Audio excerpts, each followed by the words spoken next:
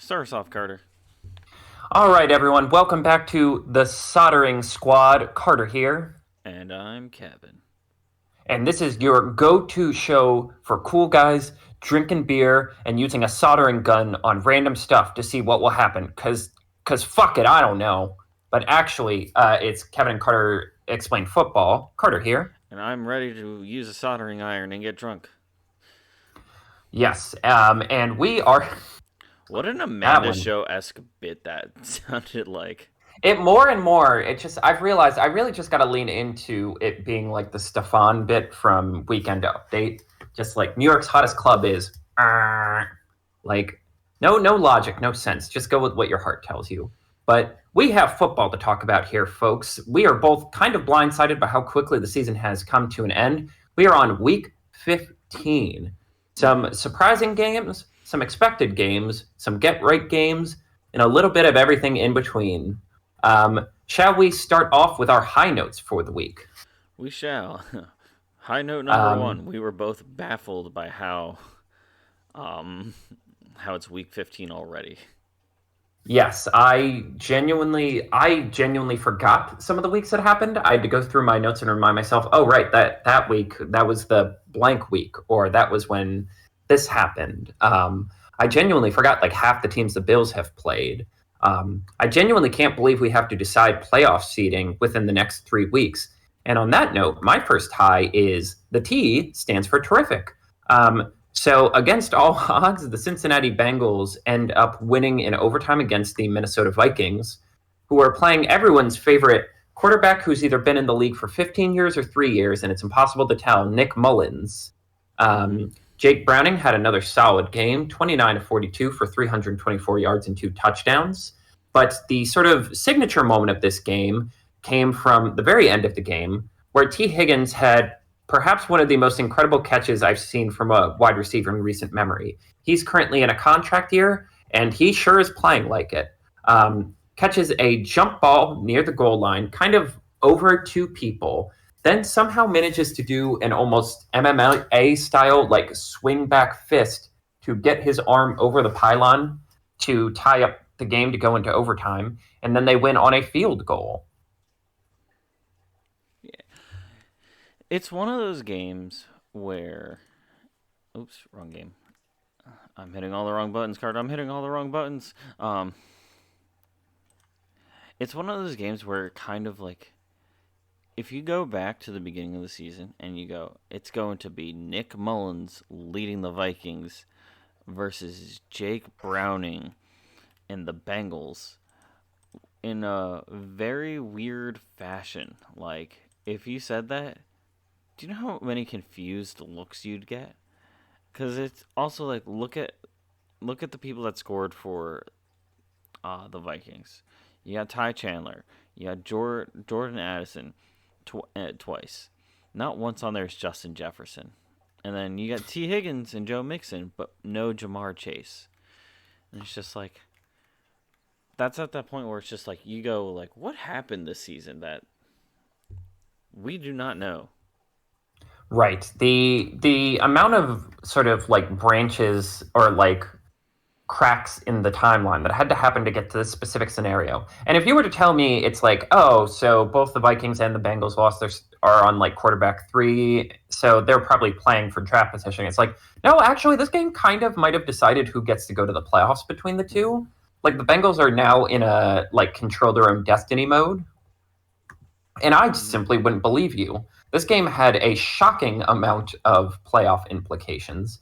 With this game, the Bengals comfortably get to the sixth seed with tiebreakers over both both Indianapolis and the Buffalo Bills.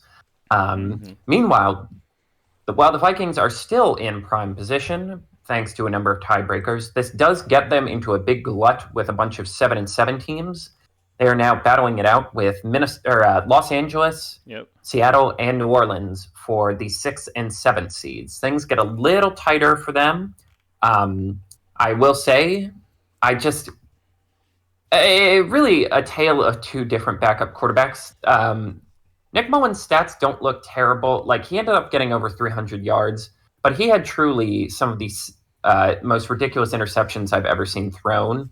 And in general, just like they very clearly realized the situation they were in and actively tried to avoid letting him make plays. I believe at one point he threw a ball while damn near sitting down and it got picked off.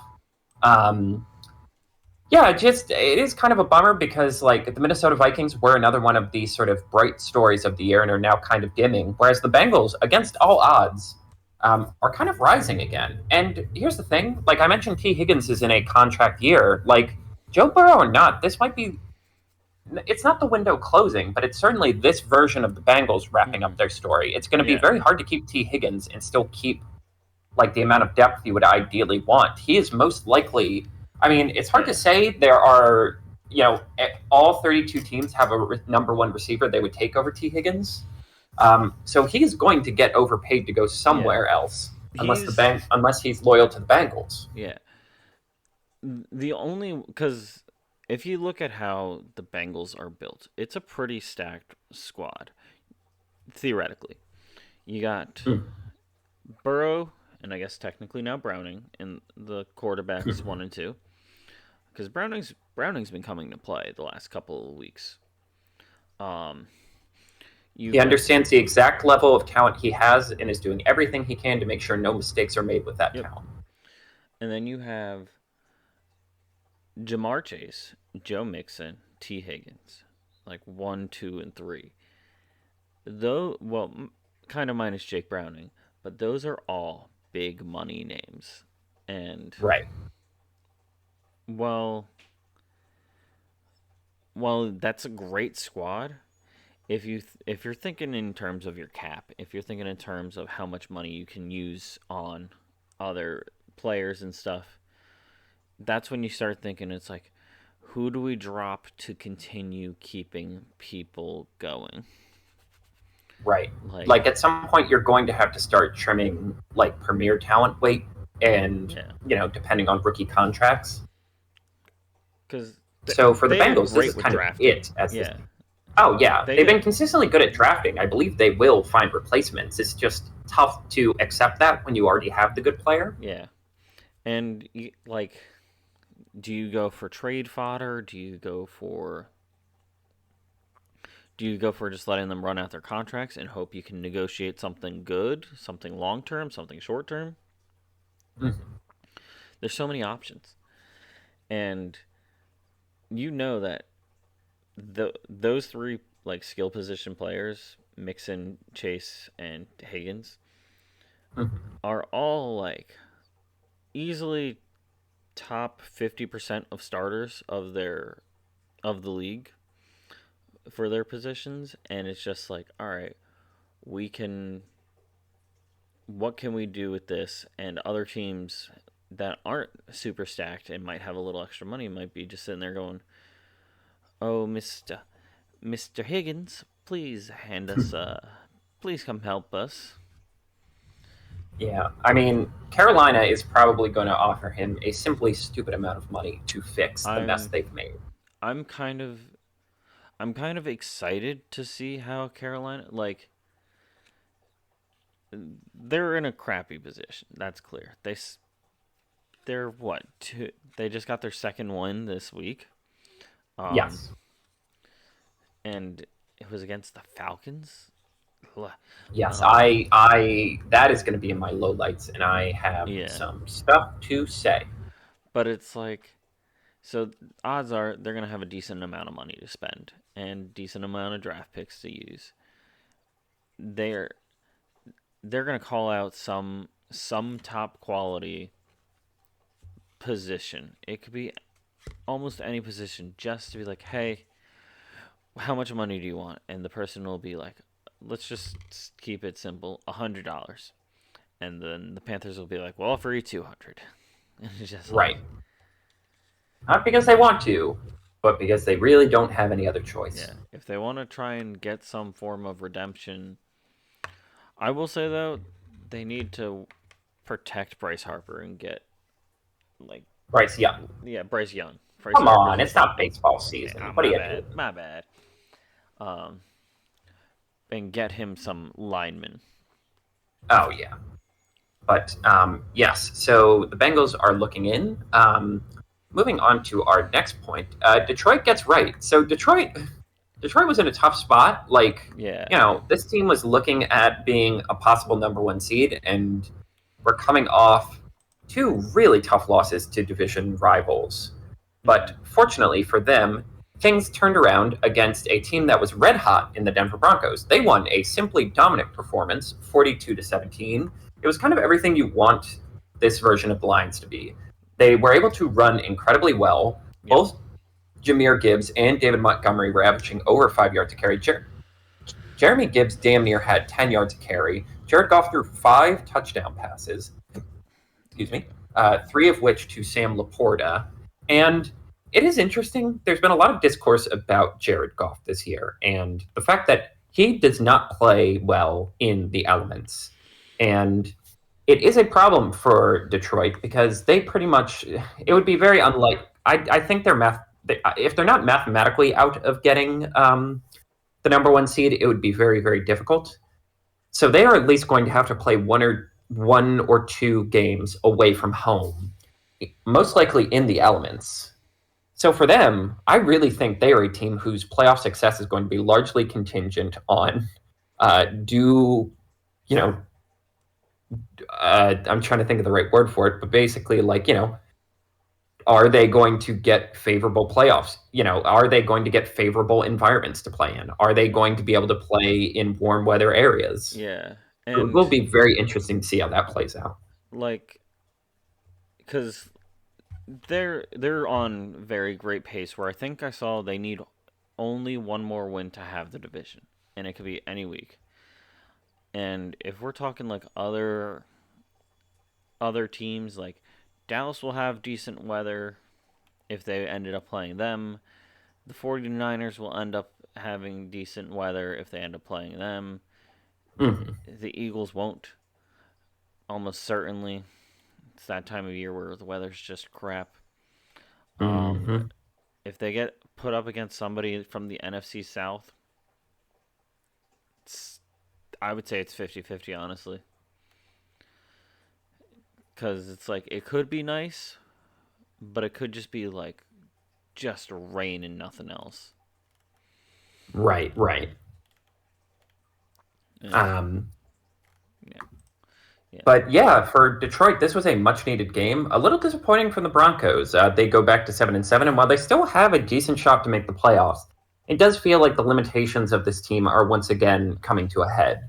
While this will be a slightly aspirational story for them in terms of, this was the team they were hoping to get when they brought in Russell. when they brought in Russell. It's Russell still Broncos country. Let's ride Wilson himself. yes. They're riding better, but the road is still very, very rocky. Yep. Our next note: our summer kids do it again, and the Colts and Texans keep matching records. These are kind of 2 for 1. So things were not looking very good for our sweet right. summer children. I'll be honest, I didn't know what you meant when you wrote the summer kids do it again. I wasn't 100% sure. But yes, the light, the light we were seeing at the end of the tunnel is getting dimmer and dimmer. They had to play this game without C.J. Stroud, who had not cleared concussion protocol. They had to play it without their 2 best wide receivers. So it was down to Noah. Yes, Was it Nico Collins? Yeah, no Nico. So it was down to Noah Brown, Dalton Schultz, and Robert Woods, with Case Keenum brought into the game to save the day for our plucky heroes. And by God, they pulled it off. It was a tight game. It was a tense game. The Texans played like men on a mission. There's a very famous meme that Derrick Henry runs for 200 yards every time he plays the Texans. They kept him to 16 carries for 9 yards. Which is insane, because Derrick Henry can run. He's... Right? An actually insane stat for him. That has to be his worst game ever, right? Or if it isn't, it's close. It's, I would say, minimum bottom 5. Yes. No, let's not be stupid. Even if you gave us 16 carries, we couldn't get that many yards, right? Oh, no. Yeah, let's be It's realistic if about our we're bodies. yeah, I can like that would be good, like a good stat if we were trying that against like the type of people he goes up against, professional linemen. Hmm. Like we'd be lucky to get that far if we didn't get some form of a hole or something like that. Right. But Derrick Henry's like one of those top tier kind of machine level guys where I would say kind of like AJ Brown is, where it's just like there's such an amount of muscle on this human being that you kind of gotta just take them out with like a horse tranquilizer or something. Oh God, yeah. But yeah, this wasn't like kind of the fun, pretty game we've gotten used to seeing from the Houston Texans, No. but it was a stubborn one. They were down most of the game, kind of just methodically ran them, moved the ball downfield, Mm-hmm. and going up against the Titans, who for all their faults this year do have like, they still have grit, they still have determination. Yep. Like they pulled it out. And now they are comfortably in the driver's seat and can regroup as they get ready for that last little playoff push. Unfortunately for Yeah. them, the Colts are also weirdly stubborn about, they clearly haven't gotten the Yeah. memo that they're supposed to roll over and die for this last stretch of the year. Um, Indianapolis defeated the Pittsburgh Steelers 13-30, one of the bleakest games in the Yeah. Mike Tomlin era for the Steelers. But for the Colts, Minshew Madness, 3 touchdowns. We will have to talk about one questionable throw he made. Kind of a just an uncharacteristic crushing of Yeah. Pittsburgh. It really felt like the defense, like once the defense realized their offense was truly non-competitive in this game, it really feels like they kind of cratered. Yeah. It feels like it gives off they gave up vibes because the Pittsburgh defense has been pretty on point this entire season. Right. This is considered a down year for them, and they're still top 12 in most major metrics, which is, more of a testament to franchise stability than any individual year. Um, but yeah, at some point, like the dam breaks. It's like we can only keep a team from scoring 20 points for so long. If you can't get over 12, then we're just going to break down. At some point, there's too many injuries, there's too much exhaustion. So yeah, the Colts, against all odds, are 8-6. Truly a testament to truly what a great ship they formed very quickly with their coach. Jonathan Taylor did not play in this game. Trey Sermon got 17 carries for 88 yards. Yeah. This is again, as much as I would like the Bills to get into the playoffs, I have to respect the Colts for building a very sound ship in terms of sort of the system will carry the players. We are not dependent on superstars. Yeah. No, this is kind of a beacon of hope for the Colts, and it's a beacon of, I don't want to say concern for Pittsburgh, but it is, I guess, more of it's like they're looking to stay average. Mm-hmm. And that's kind of how it looks and feels. And then you get like this battle between the Colts and the Texans. And I've been following it relatively closely for the last couple of weeks because I want to see if CJ makes the playoffs and doesn't get MVP, you're going to hear about it. Very right. much. Yeah, it's what we've talked about with the Steelers, where it's like, and even the Saints to a lesser extent, though the wheels are kind of coming off for them this year. It's just like there's a finite amount of time you can justify being good enough. There's a finite amount of time you can cruise and be like, well, we're at least getting 9 wins every year, and maybe we don't make the playoffs every year, but we're at least competitive and we're in the system. And it's like, at some point that isn't good enough because it's how much talent are you wasting any given year? How much money are you wasting any given year? At some point you have to have enough. The boldest thing you can do in sports is knowing you have to do something to take it to the next level, even if it means rocking the apple cart or taking some lumps for a year. While we're on the subject of the teams that did win, though, the final 3 games for the Indianapolis Colts are the Atlanta Falcons, the Las Vegas Raiders, Hmm. The last two games leading up to the final game for Houston are the Cleveland Browns, the Tennessee Titans. And then all of this builds up to a January 7th matchup, I'm Colts Texans.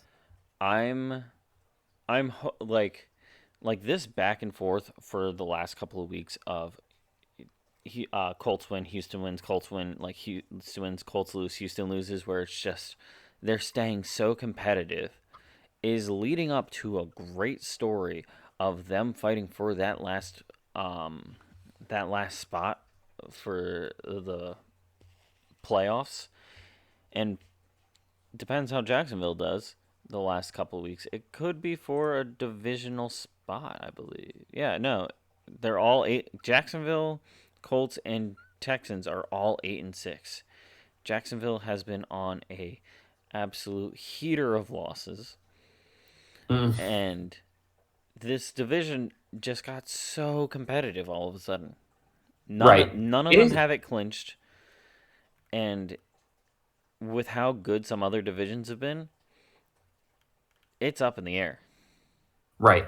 It is insane to me. I just truly would not believe if you told me, hey, so the thing with the final week of the season is they don't decide the times until the week before. Yes. They want to know like who's competitive, who's in it, who's out.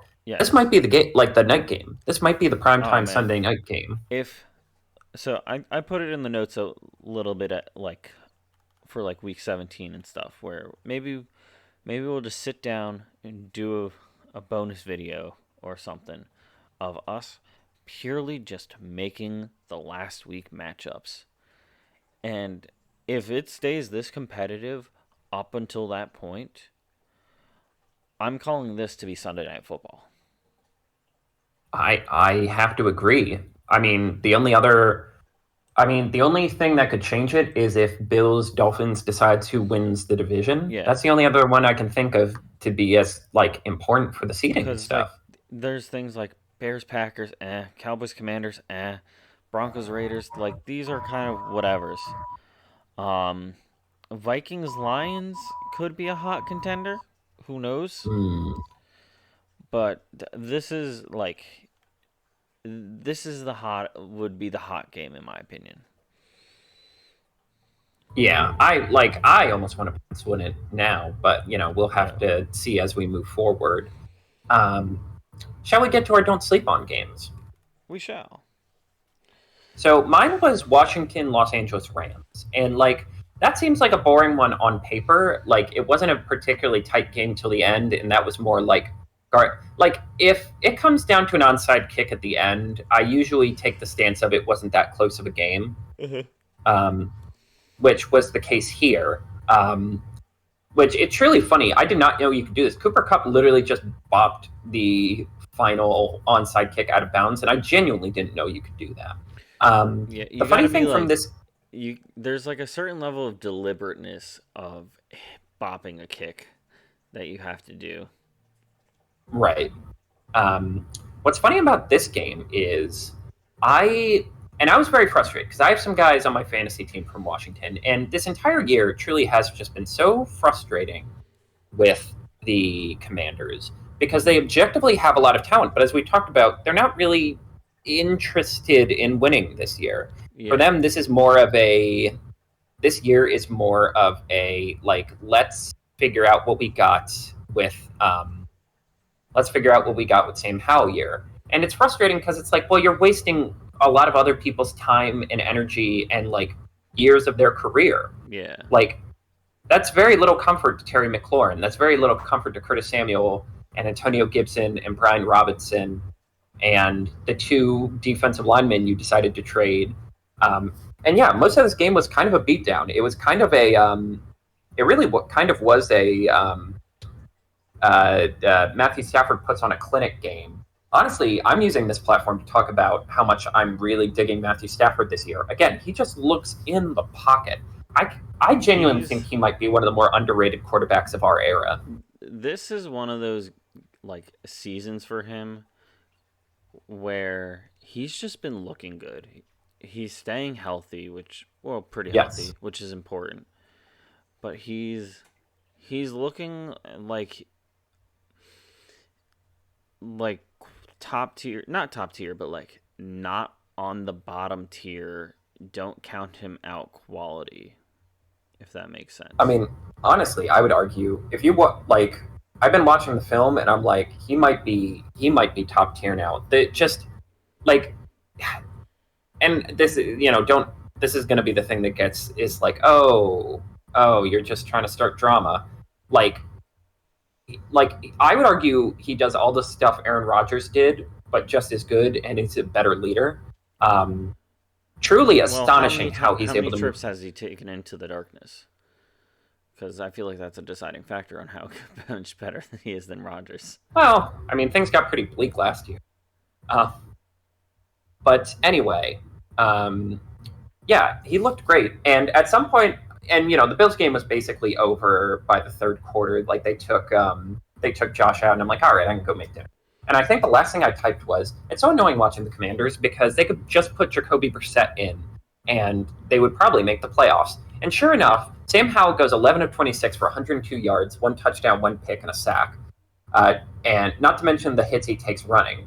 Jacoby Brissett, 8 of 10, 124 yards and two touchdowns. Terry McLaurin had maybe his best game in 2 years, in basically a quarter. And it actually ends up getting to be a closer game than was originally thought. And it's just so frustrating to see teams like where the vision of ownership, the vision of management, and the vision of the players is simply not adding up. Yeah, it's kind of it's one of those moments where you kind of feel a little bad. Like I won't deny, Sam Howell has been on and off a stunner of a year, but you got to think about all these like players that just happen to end up there, and it's just like they just want W's. They don't want to have to Right. worry. And It's cool. I get to take how many hits this year, so you guys can decide if this fifth round quarterback is good enough. yeah, that's pretty much exactly it. Yeah, and it's just a bummer. Meanwhile, for the Rams, they are a team I really, really hope makes the playoffs because they are simply a delight to watch. They're Um, getting really fun to watch. Truly, like the best version of like a Sean McVay team in terms of like exciting offensive capabilities. Yeah. It's Would you like to share yours? yeah. So like first off, quick thing from the world of Kevin. I have this uncanny ability to constantly mix up Sean McVay and Pete Carroll. Really? They I are literally on the opposite. Like I literally, one of know. them was like the youngest guy in the NFL, and one of them was the oldest. Springfield's youngest man meets Springfield's oldest man. That's what's so confusing about it all to me is I cannot do it. I cannot I can understand the difference between them. I know there is one, but man, if you asked me to put like get their name right on the first try, I don't know if I could do it. I, That's funny. I don't think I can do it without messing it up if I'm being honest. But yeah, that is so funny. I mean, I guess they give off similar vibes, although it's funny their coaching styles are very different Oh too. yeah. There's no reason I should mix them up as badly as I do, but I can't help it. Um so my don't sleep on game. And this might seem like a kind of a crazy-ish pick. I picked Vegas and the Chargers because Mm-hmm. so Vegas had a dumpster of a game last week. Yes, a historically low scoring game, if you all recall. Yes. And that was at home. And it's just like it feels like if this was a sitcom or a TV show, they took that the last week, like starting right after that game, and they just went, all right, we need to have a team lockdown. And everyone, like, we're not going to have any parties. We're not, like, you are required to be here. And everyone shows up, and then they have this, like, weird soul searching adventure. And they have, like, a weird team bonding thing. And then it's just like, all right, let's go out there and play some football, like we used to. and there's like oddly and proceed motivational to moments, and then they just rocked him. yes, it was 24-0 going into the second quarter. And like I was listening to the Athletic Podcast Network where they were talking to a beat reporter for the Chargers, and he's like, it was kind of amazing because like, in the locker room there wasn't really this feeling of like, oh, the team is about to give up. Even with Justin Herbert getting gone, there seemed to be like a rally. Come on, let's do it. If the Bengals can, we can. And Let's then you get just it, have gang. turnover. Yeah, and then after like 3 turnovers happen in the first quarter and you're down 21, you're down 3 scores, your brain just shuts off. It's like, well, all right, I guess the game's over. And then you have to put on a brave face for the next like, Yeah. 4+ minutes. And what was astonishing is like you could tell like this was personal for the Raiders. They were mad about how last week went Oh because yeah. they did not stop. They just kept going. There was no punches pulled. They kept going hard the entire like they played their hearts out the entire time. Even like like both Aiden O'Connell and Jacoby Myers played their hearts out at quarterback because Jacoby Myers got 2 throws in. Threw a touch. He threw Yes, a touchdown. they He threw a touchdown. they had him throw a reverse touchdown pass in the like literally in garbage time. They were already up 40. They had won. The game was over. There was Yeah. no need for this level of violence, but they chose to anyway. Yeah. First off, great for them doing it at home. Love that. Oh yes, That's going to be the gift that keeps on giving for the fans. And agreed. But it's just the best way I can describe this game is how I watched it. I actively tried to turn it off multiple times. Like I went to try to watch other videos, I went to try and watch something else, look at something else, but I kept coming back to it like a moth to a flame. And that's why I picked it as my don't sleep on game Right. because like even though it was a huge slaughter from like pretty much the right off the bat, I couldn't stop watching it no matter how hard I actively tried. It called me back. I I I just genuinely it's hard to imagine a game going that badly. It's truly hard to Yeah. imagine a team just being that uncompetitive because at least the Broncos scored points. Like, they were, the game was close for the first 2 quarters and then the floodgates opened. Yeah. This was not a game for the entirety of it. Like the Chargers ended up scoring points, but it just like it was truly like uh, droplets. It was at that point they were already down 40. It meant Yeah. nothing. Yeah, no, it's like first off, great on the Chargers for not giving up cuz they clearly did not. And they made a push after they were down 49-0. Yeah, at least Is they when they scored got their points. first score. Yeah, well, see, I stopped watching. Like, I don't think I watched any of it live other than maybe a play or two in the first quarter. And then we were doing stuff. And then I realized, I'm like, hold on. They kept scoring? I literally assumed they were just it was gonna be like, okay, it's already, we're already up by 30. Let's wrap this up. No, they kept going. I couldn't stop watching this car crash. And Truly, I feel like it's it different than could. the Dolphins game from earlier. What was it? Dolphins Mhm. Broncos, because that like sure that game was a pretty big blowout too, but you're not expecting this kind of performance from the Raiders. Oh, no, not even a little. And yeah, because again, this team at least theoretically still had a chance to make the playoffs. Like, at least, like, they probably weren't with Easton Stick, but they could at least tell themselves they could? Yeah. And now, that dream is clearly dead in the water. So, like, yeah, and build up to, which is one of our lows, the Chargers finally fire Brandon Staley. I thought they were at least going to gut it out and let him coach throughout the year. But you can't after that. You simply No. can't let him That stay on the team. you have to be like a top tier coach clearly not like trying to throw the game to rest people or for draft picks, for that game to not end up, or like that type of game to not end up with you getting fired. Exactly. And yeah, it's again, the main thing in the NFL is you can't get embarrassed, and that was humiliating. They also fired their GM after year. This current GM got to pick 3 coaches. That borders on the unprecedented. Like coaches just don't, or GMs usually get like maybe 2 quarterbacks, maybe 2 coaches, and if they can't make it work, then it's like cool, you're out.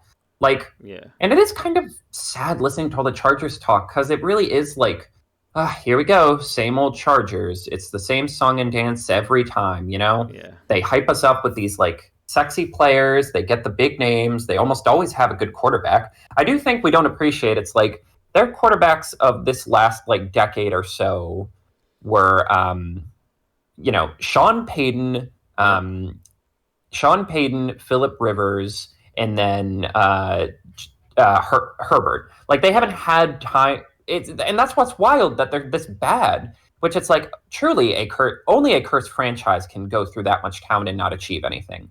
Yeah. Truly, only a team with like some kind of psychological problem, some kind of curse, can have that happen at this rate. Um, and yeah, it's like a bummer. They're in debt. They're in deep money. They haven't made any Yeah. inroads on making like the LA a viable location for the team to be. Like we don't talk about that enough. Where it's like, yeah, no one actually wants the team here. Like they don't make money. Yeah. Um, They're just a like they're just the red line in the bank book, honestly. right. Like surely they must get something financially out of this, but it's hard to imagine what it is exactly. And yeah, it's like I almost I keep trying to think of solutions to get out of this, how to like dump money and how to like make it perfect. But it's like if you were going to figure out how to do this, you would have done it with the other 2 quarterbacks. Yeah. And truly, like there's no better, like no more thing more emblematic of like what the problem with the franchise is than like when Eli was coming out, Archie just straight up saying he won't play for the Chargers. Yeah. Trade the pick or trade him. He's not playing there. And nothing's gotten better since. Truly, like Yeah. just year upon year wasted. It's it's almost a death pit of talent there, where anytime you think they're gonna get good, you think they're gonna make progress, and they have some top tier names, but Oh yeah, they always have names. It's never a problem with the names. then it's just like we're gonna lose by what is that, 40 something points, 42 points to the Raiders, who got rid of their main coach halfway through the season and offensive coordinator. They benched their original starter. Yeah, the team actively actively hated him. Yeah, there has been like a rebellion brewing about it, and then it's just like in the team, and they pull out this kind of game, which is like great for them. But Yeah, truly the story of like 2 different vibes for 2 different franchises. And like what's really sad is like I have no faith that the sorry, I'm blanking on the name, that the Chargers can have there a you go. similar like overcoming, Yeah, like that they can rally and inspire and like win the day, as it were. yeah. No, it's it's almost like this seems fake, and I'm not talking about the usual scripted fake. I mean, just like, is this the real world we live in that they keep doing Right. this? Yeah, it's like a franchise can't actually be cursed, can it? Yeah, and then I mean, look at the Jets. Let's be real here. It's pretty Well, legit. yeah. Um, Um, do you but want to talk about them, or do you want to I get will the say part out of the? the last thing is, um, this is one of those games where I'm not a big Max Crosby guy. Mm. I'm he's not like I don't think he's a bad player. I just don't like him that much. And Fair. it's one of those games where it's just like, damn it, I have to appreciate how well he's tackling. I have to like actually think he's doing good and stuff because he is, and then I grumble about it.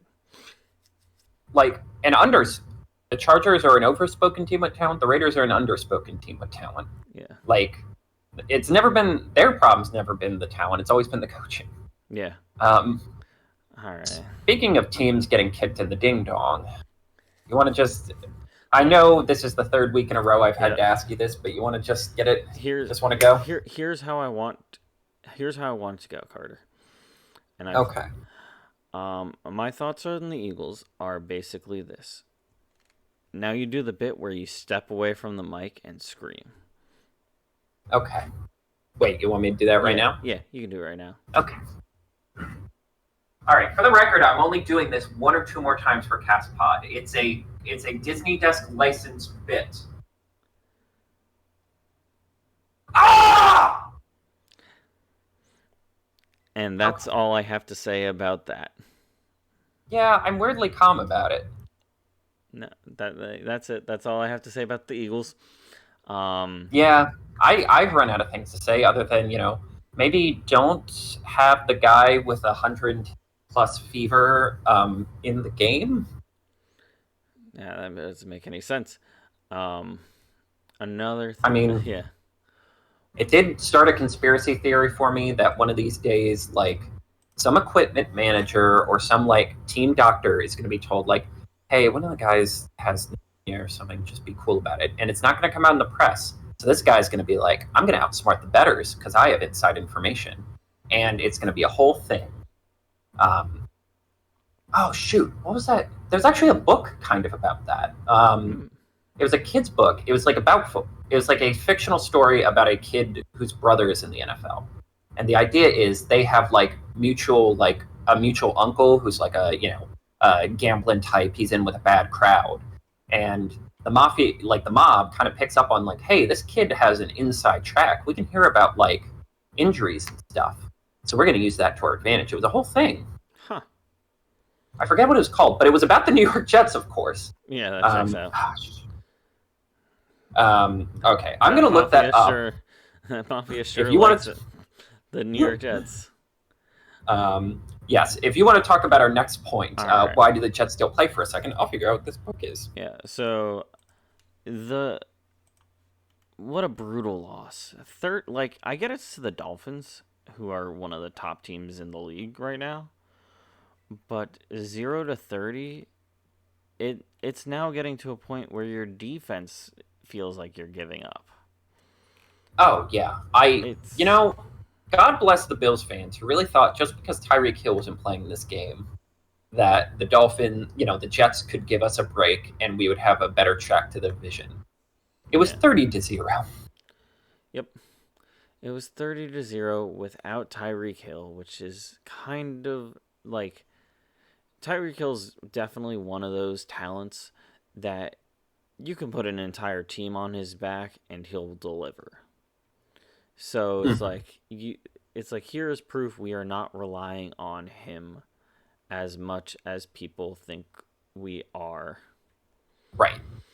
For someone who has a lot of stock in, just liking Jalen Waddle, I think he's a cool guy, but also liking him as like a fantasy prospect, it was a relief to see. It's like, no, it's not him. It's just the circumstances of the season. He is very much capable of being the sort of engine of an offense. Yeah. Like the gear that makes all the other gears move.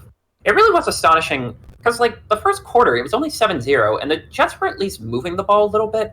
And then the floodgates, it really is insane how, like, one quarter where just, like, the floodgates open, Zach Wilson has a fumble, and the Dolphins basically score 14 points in 3 minutes, and you're like, oh, the game's over. Yeah. Oh, well, that's that. And, Zach Wilson, again, seeing Drew Lock talk about, like, how tough the NFL has been for him, like, coming in with kind of high hopes as, like, an early draft pick for Broncos, and it just not working out. Like, you do get emotional and you appreciate, like, these are human beings. They're not just, like, numbers. They're not just numbers on a page. Yeah. Like, they're not just theoretical concepts. So, like, I do feel bad for Zach Wilson because at the end of the day, it's like, yeah, it would be nice if it always worked out for guys drafted high.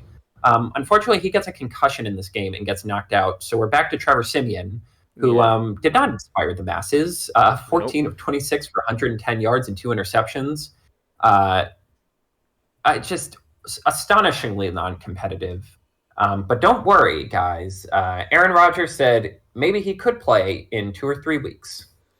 I also saw a thing that said he's like, nah, I'm not gonna be able to play this season. So Yeah, he basically wrapped that up he for everyone. yeah. Also, I did look because there's not that much to say about this game. I did look at the book. It's called Football Hero. Oh. Yes, so his brother is a wide receiver or tight end who plays for the Jets. I just remember the end is like they're going to outsmart the mob by giving them bad information, but then the uncle, being a sleazebag, bets on the Jets anyway. Or and one of the guys is like, "You think we're an idiot? What do you know that we don't? Why did you bet on the? You told us not to bet on the Jets. Why are you betting on the Jets?" And it's a whole thing. For a kid's book, it was a fun little page turner. See, that's a podcast I'd love to do. Just random paperbacks. Like, just think about how many books come out in. Because I used to work at that bookstore. I get free audiobooks through this one app, and it really is just like, man, so many books come out every year.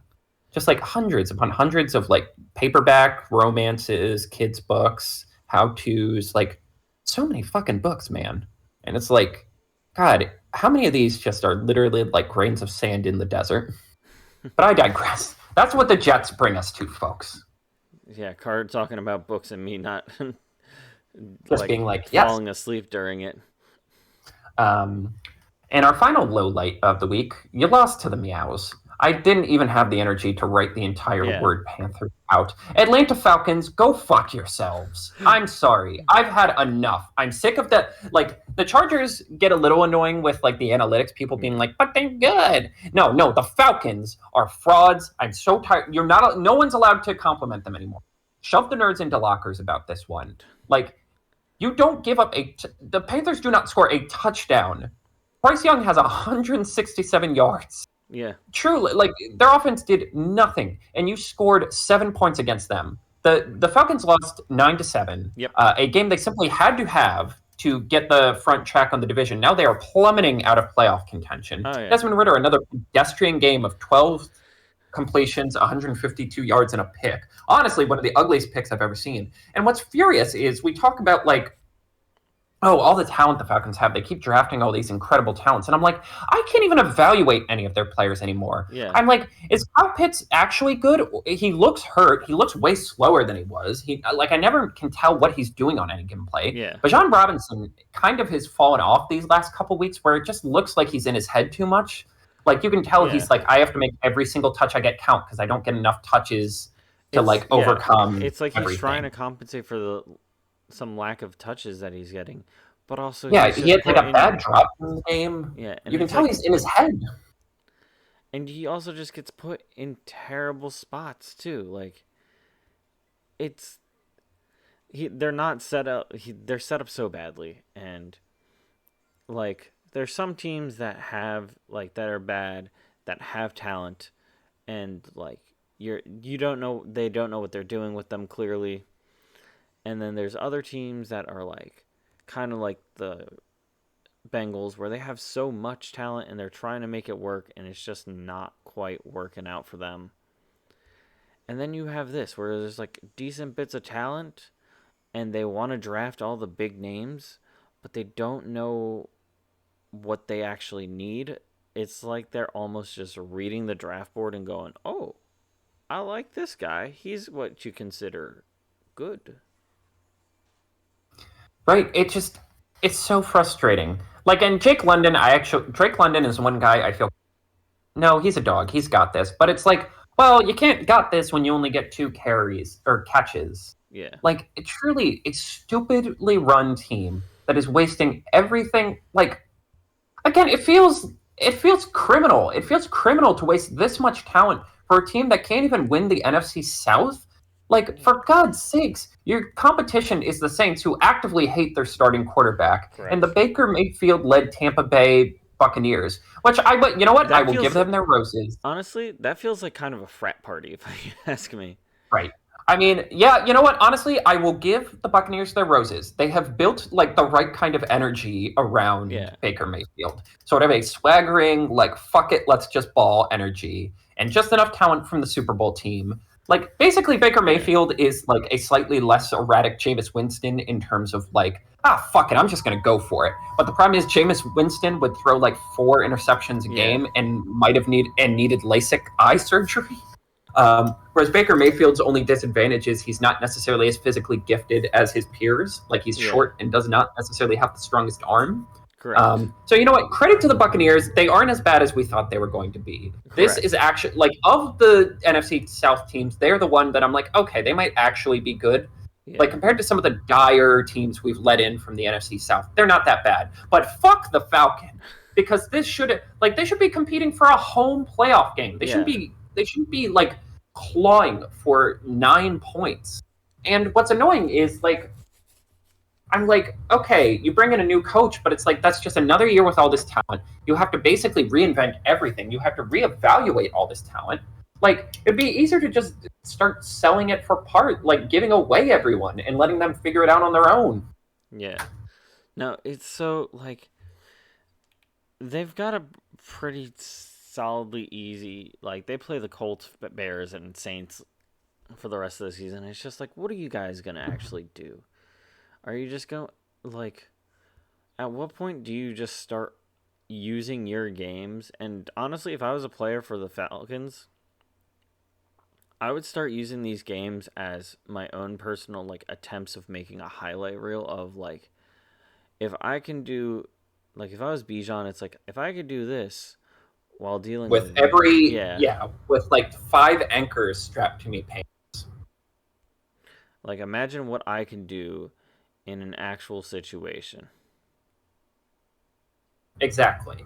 Yeah, and it just like and it behooves them to lose to get a better draft pick, and it's like I can't wait to see who they waste next because the thing is, you bring in a quarterback, and I'm like, well, you haven't developed, Desmond Ritter. God knows if you're He's going to be out able to again. develop another one. Yeah, Desmond Ritter is Yep. once again out.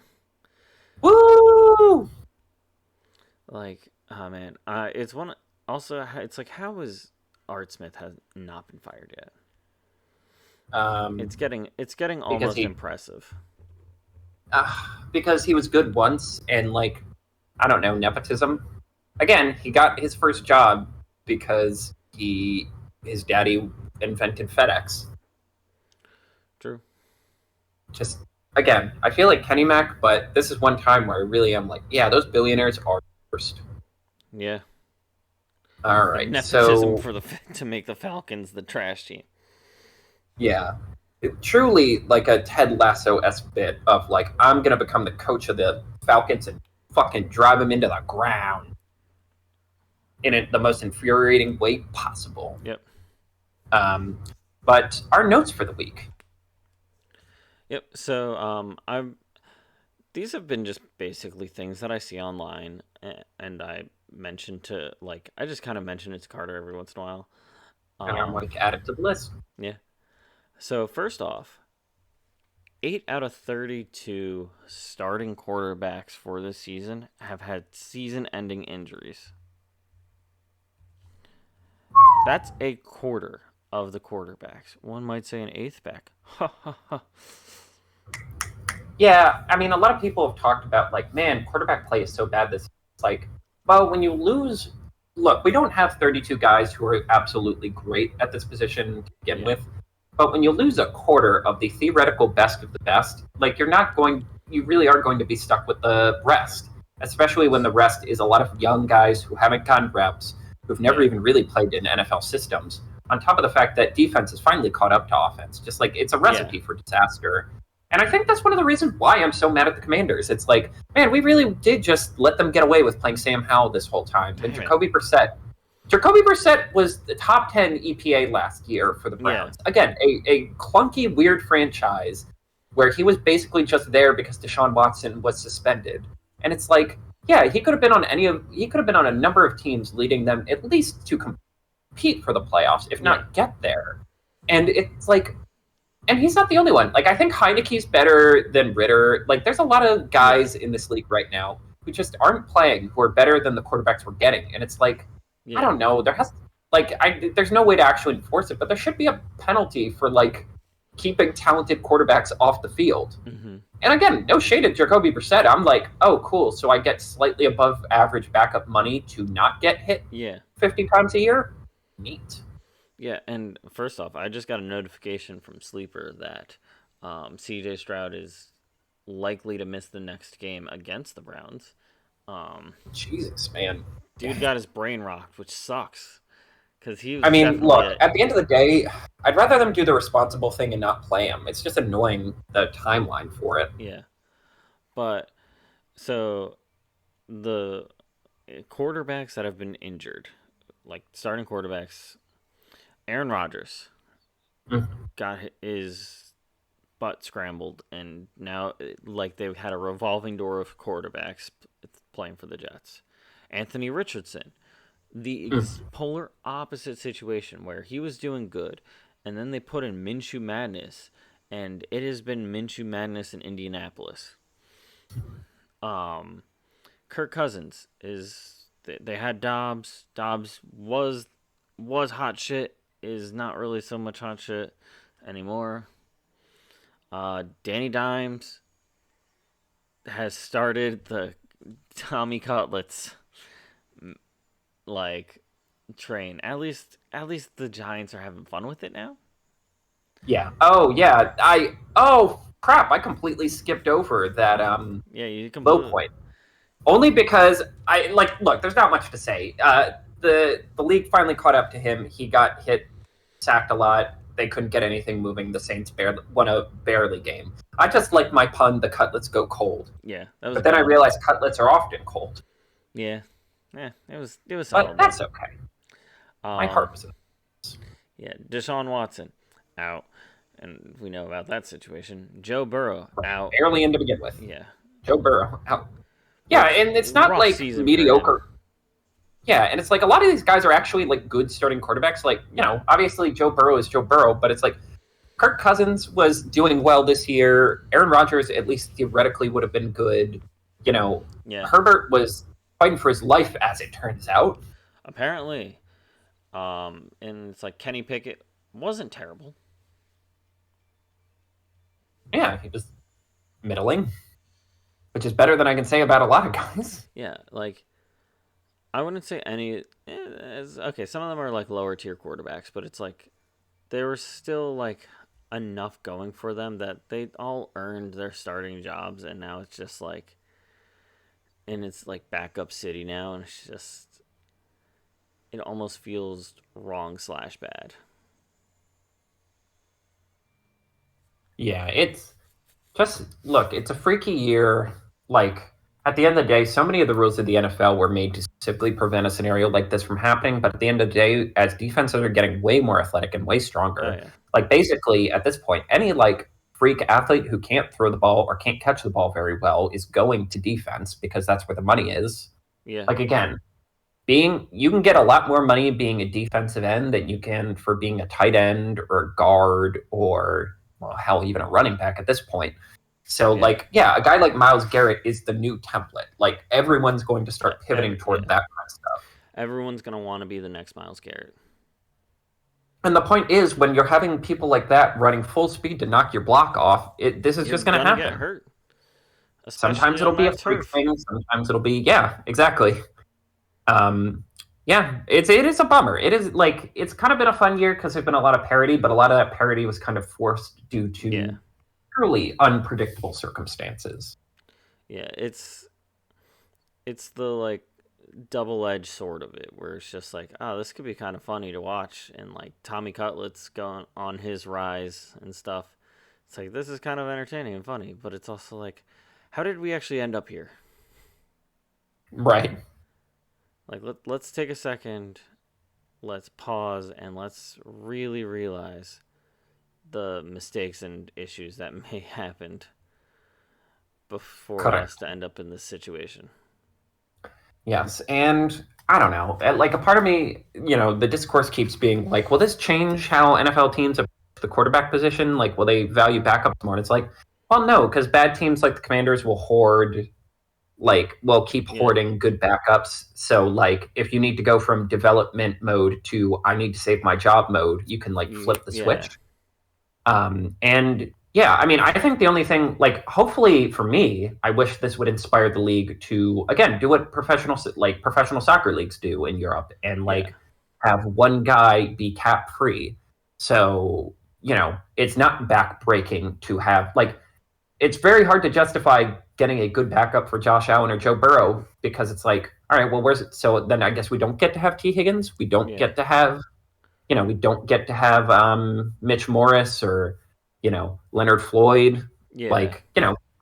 If you eliminate that, it just makes it easier for all of these teams. Yeah, but they won't. Yes, and this is your personal vindication here. Yes. Big Red and Mahomes, fine. Would you like to just get your roses? Recap. For the class, it was after, or I guess it technically started during the Bills-Chiefs game.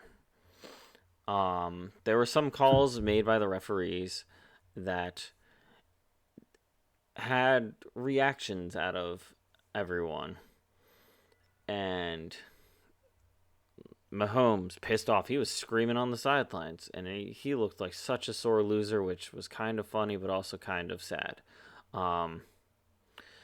Andy Reid had some comments to say at press conferences, and I believe it was me who said, unfortunately, I think it was during no, it wasn't during our lost episode or whatever.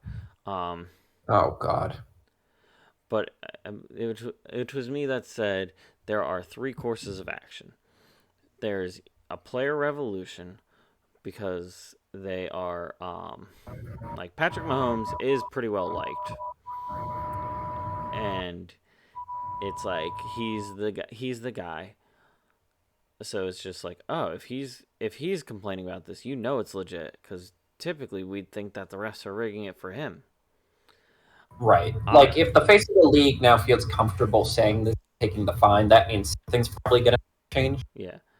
Yeah, option 2 was the NFL just goes, oh, if Golden Child doesn't like this, we should definitely do something. And then option 3 was, with what actually happened, is they got hit with hella hard fines. So, and honestly, I did say this was probably the most likely scenario. So, on account the first, Andy Big Red Andrew Reid fined $100,000 for violating long-standing league rules prohibiting public criticism of game officials. First off, if you want to make yourselves not look wrong, $100,000 fine for your game officials in public. That's insane. If you're doing that for a bunch of part-time guys to just not admit you're wrong, you can take Andy Reid's fine, fly a bunch of them out to New York for that class that I said they should take, and make them full-time. And then on account the second, Sir Patrick Mahomes, the Kermit the Frog. Does he have a nickname? I guess, No, really. on Pro Football Reference, they say the Magician, but I'm like, I've never heard anyone actually call him that. Not really. Doesn't really click for me. Yeah. Has been fined as the golden child of the NFL by the NFL for unsportsmanlike conduct during the fourth quarter of Sunday's game against Buffalo for violating long-standing rules prohibiting public criticism of game officials. That is $150,000 for 2 people. I mean, look, at the end of the day, the league can put up with a lot. Bad people being in the league, questions about, the competitiveness of some teams. But, the only thing that will really change if people watch the sport or not is if they think it's rigged or they think like it's pre-decided. Yeah. And so you can't have these guys going around questioning the refs because that puts everything into question. Is that dumb logic? Kinda, yeah. But it's also dumb to not figure out a better refereeing system than having a bunch of 60-year-old men trying to chase down like some of the best athletes in the world and make decisions based on inches. Yeah, and it's all like there's so many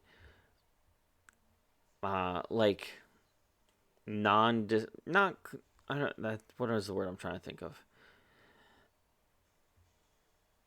Non-concrete rules and stuff they can enforce. Right. I mean, again, this is one of the few non-arbitrary rules. Should they police? Should they call it more? Yes, but that at least it's a normal rule. Yeah. I will say though, to the credit of the NFL referees, I appreciate that they aren't. What I hate about basketball, and I guess baseball, but I don't watch baseball as much, is like I hate how much power the refs are given to throw people out. Yes. And like I guess the logic is, again, there's only 16 games in the NFL. If you pulled that crap in the NFL, like you would actively like the consequences would be dire. Whereas it's like, all right, if Bryce Harper gets thrown out of a random August game, it's not really changing the fate of the Phillies. Like they can make that game up later. But like I hate how like I don't know. They give too much power to the refs in the other sports. At least here, like players are allowed to like protest calls and like jaw and yell without too much consequence. Yeah, they at least get like. I guess the best way to describe it is a chance to make their argument. Right.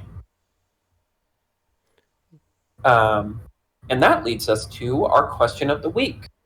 So this is one I picked just because we're getting close to playoff seeding or playoff deciding and talking about a lot of teams fringes. Out of all of the teams sort of fighting for a wild card spot, who are you most afraid to see in the playoffs?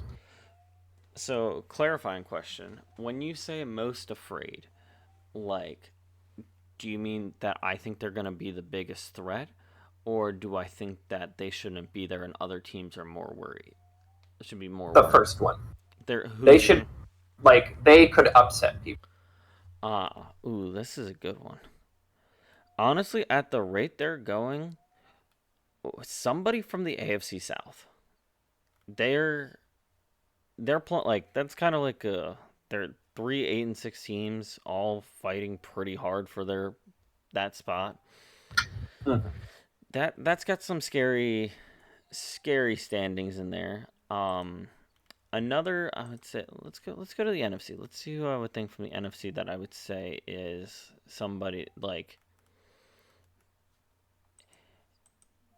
somebody you don't want to go against is Christian McCaffrey and the 49ers. That is a very dominant team, and most teams are going to need to pull something out in order to beat them. I'm not saying they're unbeatable, but if you get put up against them and you're not one of the top caliber teams to go against them, it's not looking too pretty. Yeah, I like that one. Well, it feels homerific to say the Bills. Honestly, of the teams, again, I think I would have to go with the Rams. I just feel like in tight moments, they have one of the most sage veteran quarterbacks of the bunch and one of the best coaches. Like, yes, their defense isn't as reliable as you'd want it to be, but it's like if you give Matthew Stafford enough time in a close enough game, he can make magic happen. Yeah. And like, I don't want to be on the receiving end of like that. Do you remember that Bucks Rams game where, like, truly it looked like the Rams had no chance to take the lead, no chance to win, and Cooper Kupp just runs a 50-yard just seam route, and they somehow pull that off, sprint, and snap the ball in time to like stop the clock. Yeah, like that. I think they could do that at any given time. It's although like some level of like Tasmanian devil energy. Oh yeah. And the other one I might say is like, honestly, I'm kind of afraid of the Buccaneers now. I know, which is insane to say, but I'm just like, God, when they are swinging the ball and like, if you give them an inch, they're a team that can just run all over you. Especially Yeah. now that they can kind of run the ball finally. Like they don't really have that glaring weakness other than again, it's like, well, Baker Mayfield's more of a manager than he is a leader, and Yeah. ideally in the playoffs, you want the guy who can score, go get you 4 touchdowns, not just score 4 touchdowns. Yeah. He he's one of those people that it's just like I think it is the best way to describe it is how I did earlier, where there's this level of like frat boys energy where it's just like about them that it's just like they are going to go out there and their plays are gonna be named like it's like let's all right guys we're gonna do the alpha and like the alpha gamma slamadama ding dong. That's right, ding dong, not the yoo-hoo ding dong. And like they actually just go into the blue tent to hit a bong. Mhm. Like if you told me this like all these things that I'm just guessing were true about them, I'd have no issues with believing you. Honestly, I see where you're coming from on that one.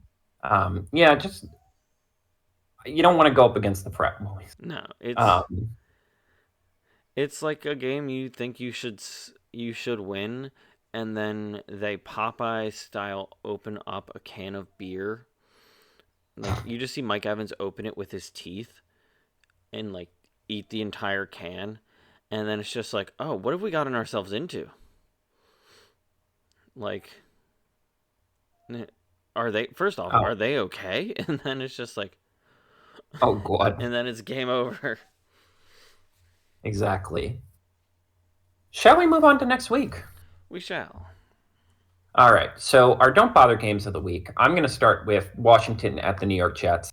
They've said they want to keep Sam Howell as the starter, and truly, just like two teams that don't have a direction right now. Yeah, Truly, like the they Jets seem are in kind of limbo until lost. Aaron Rodgers. Yes, um, the Jets are listless until Aaron Rodgers comes back, in which we'll see they're still not that good. And Washington is waiting for their owner to decide what kind of football team he would like. Yeah, Um, Nothing of note other unless you have fantasy incentive in this. honestly, that's the only reason some people should be watching this game. Not Exactly. all people, some people. You have yours is actually kind of fun. Not necessarily controversial, but a little outside the Yeah, box. it's definitely different and not expected from this show. Buffalo Rams. Yes, so you have the floor. Yeah, so when I typed it in, Chargers. Buffalo Chargers. Sorry, I just saw LA first, and then I stuck to Mhm. it. So Um, dumb we have there. yeah. So I told Carter, give me a second to cook before he gets all uppity about it. If you look, I'm not getting uppity. I don't disagree. if you look at both teams' last games, Mhm. you got a team that like you got the Bills that 2 games ago they gave the Chiefs a run for apparently I was gonna say run for their money, but apparently it was a run for $150,000. Um, and then you have the Chargers that lost 7-24 to the Broncos. And then you go to last week.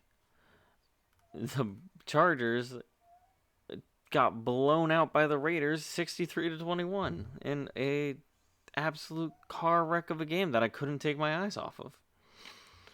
And then you have the Bills that put down the Dallas Cowboys 31-10. This like first off, Bills really hitting a stride. They looked great last week. Chargers looked like trash. And then for them to play each other, it's like the Bills are clearly on a heater. The Chargers are clearly on a losing streak. Why am I gonna? What is enticing me to watch this game? Why should I watch this over other games this week? And the answer is there's no reason I should. Yeah, it's Here's the thing. This seemed like a much more interesting game. Bills have this catastrophic defense that craters at the worst possible moment, and the Chargers are a historically cursed bad luck team that always finds a way to lose the stupidest games. But then Herbert went out, and the Chargers completely overdid their thing. And the Bills finally seem to have gone right, or at least found a more stable identity. Yeah. They've really begun to appreciate, like, as long as we score first, we got this, because it leans into all of our strengths.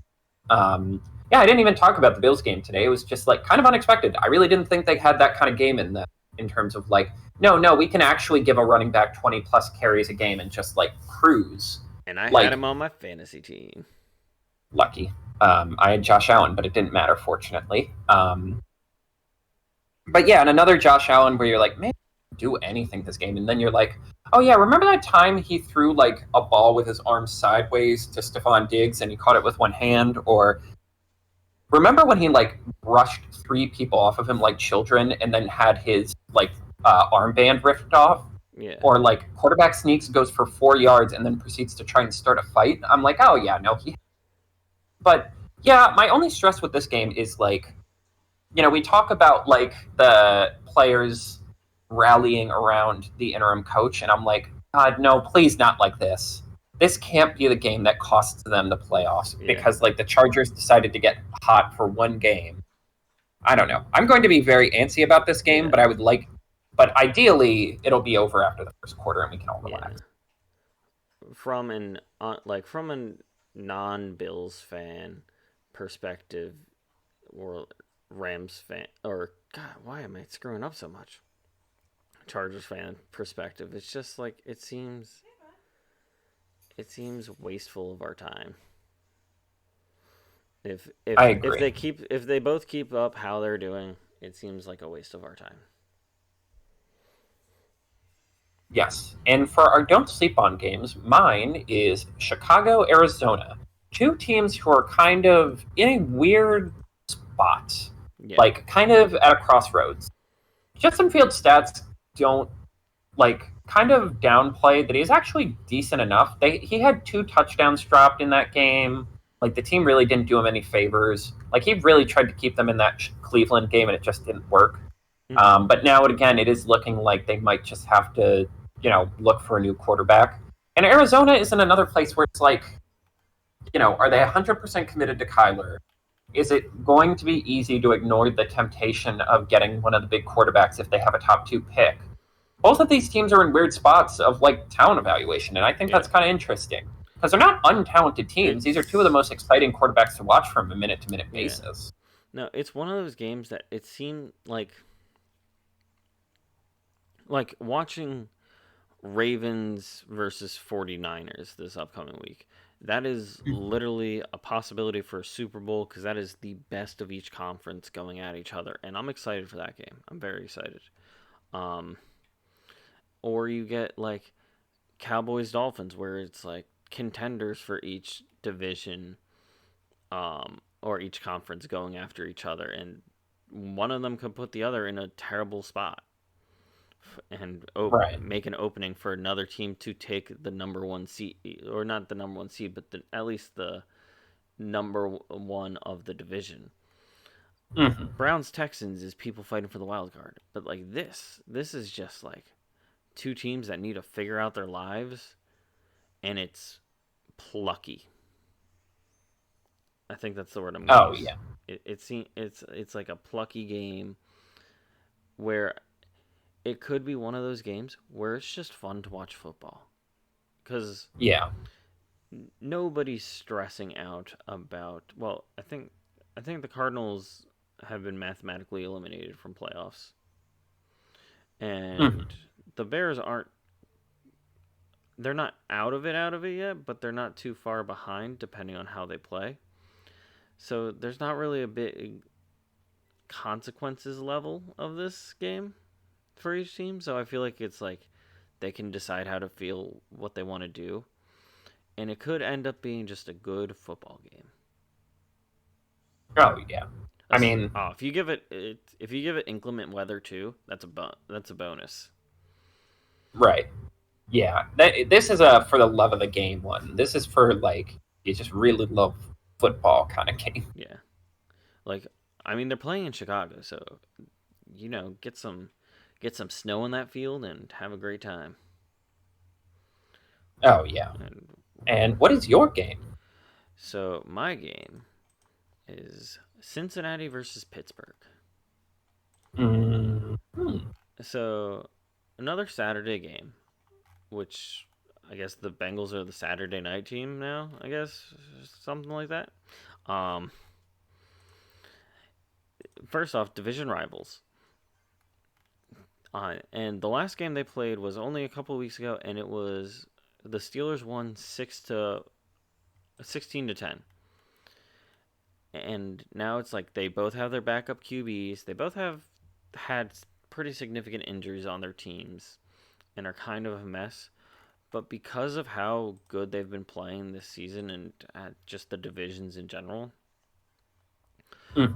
Bengals are 8-6, Steelers are 7-7, and for context, the other teams that are 8-6 are the Bills, Jaguars, Colts, and Texans, and not too many teams are have better records than that don't have a guaranteed division spot. The only other team that has a higher record that isn't the division leader is the Browns with 9-5. So they can really both of these teams really have a solid chance of getting into a playoff picture depending how things go. It's going to be a real fight for actually both divisions, which is kind of awesome. But the AFC is going to be a lot more of an enjoyable watching them fight, and then the NFC is going to be who do I want to lose less, pretty much, Oh yeah. for that I for mean, that last slots. yeah, AFC North games are always much to watch because literally anything can happen. Mm-hmm. Like